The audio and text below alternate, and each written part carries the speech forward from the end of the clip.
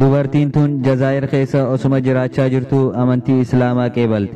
Maatiin isii hundinuu Faransaay keessa jiraatan garuu amantaan isaanii Islaamaa miti.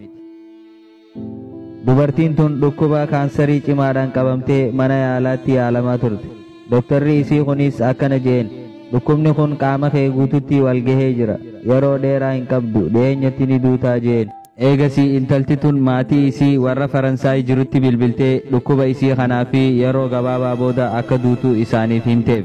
Maatiin isii dhukkubaan qabamuu isii kana yeroo baran akkana jaaniin, kuni dallansuu rabbiiti, sababa ati islaamoytee fi waaqni akkana si godhe.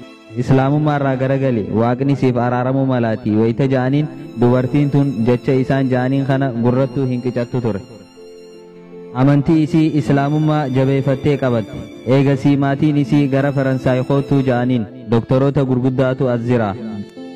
Dubartiin tunis gara Faransaayitti imalte. Warri isii kun akka isiin dhukkuba kaansarii kanarraa hin fayyine ni beekan. Garuu wanni isii gara Faransaayitti yaamaniif warra biraatiif fakkeenya godhuudhaaf akka namni amantii Islaamaa hin qabanneef namni Islaamoy akka isiitti waaqni itti dallanee akka balaa itti buusu namatti agarsiisuuf isiitti fayyadamanii namni biroo akka gara amantii Islaamaa hin seenne godhuuf. Eega intaltii Islaamaa tan dhukkubsatte tun biyya isiitti galtee maatii isii bira dheyxe booda warri isii fuudhanii bataskaana geessanii ummataan akkana jaaniin, kuni galata nama amantii Islaamummaa qeebaleeti. Waan isaan barbaadan kana eega agartee booda dubartiin tun hedduu takka boojje. Eegasii gara Jazaa'iritti firraa deebitee amantii Islaama irratti guyyaa duutu eeggachuu jalqabde. Halkan tokko osuma taa'utti jirtuu yaaduutti seente. Ani amma yooniin du'e maatiin kiyya warra Islaamaa hin taane fakkeenya na godhaniimi. Eegaan du'e booda olola kijibaatiin nama Islaamummaa irraa fageessaniimi jettee halkan leelii kaatee wudu'attee salaata salaatte. Eegasii harka isii ol qabdee, yaa Rabbi ani du'arraa hin sodaadhu, si qunnamuus hin sodaadhu, garuu ani kaniin sodaadhu eegaan ani du'e booda ummanni qubanatti laachuudhaan sodaadha. Isiin Islaamummaa qeebaltee kunoo waaqni isiitti dallanee duute ja'anii nama Islaamoo barbaadu maatiin kiyya isaan sodaachisuudhaan sodaadha. Yaa Rabbi na fayyisi, fayyaa tiyyaas naaf deebisi, namni dandeetii teetan arkanii akka Islaamummatti seenan godhi. Yaa Rabbi sababa kiyyaan namni akka Islaamummaa dheeysu hin godhin jettee kadhatte. Eegasii hirriibni isii qabeetii yeroo dheeraadhaaf raftee guyyaa itti aanu asirii irratti hirriibaa kaate. Yeroo hirriibaa kaatu dhukkubbiin itti hin dhaga'amne. Isiin guyyaa kana waan duutu itti fakkaatee ture. Hanga halkanii teesseetuma yeroo itti duutu eegaa turte.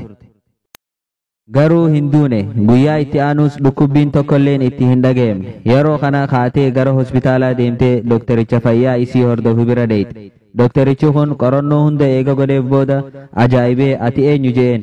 Isiinis maqaa isii himtee fi akka faayilli isii isa bira jirus himteef. Faayila kanarratti dhukkuba kaansarii cimaadhaan akka qabamtee fi yeroo gabaabaa booda akka duutu barraa'ee jira. Garuu qaama kee keessa kaansarii wanni ja'amu tokko hin jiru jeen. Yeroo kana gammaddee Rabbiif sujuuddee galata galchite. Eegasii biyya Faransaay maatii isii biratti deebitee akkana jetteen, kunoo dhukkuba doktoroonni tokkolleen wal'aanuu dadhaban Rabbiin kiyya na fayyisee jira. Diinni Islaamaa diina dhugaati jetteen. Sababa isii kanaan maatii isiitii fi nama hedduutu islaame.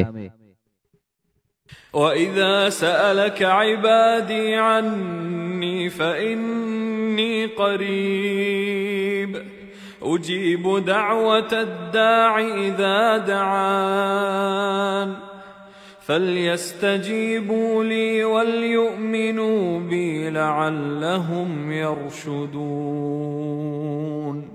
السلام عليكم ورحمة الله وبركاته. خبجمتوتا هردفتوتا چاينال ودا نيشن نگيني ربي قدا بكما جرتن هندتي سنهاقو ورين چاينال خناف هاري تاتن يوتيوب رتي چاينال خينيا ودا نيشن سبسكرايب نوف قدا اكسما فيسبوك رتي پیجي خينيا ودا نيشن لايك نوف قدا يادا خيسانيس كومنت رتي نوف برسا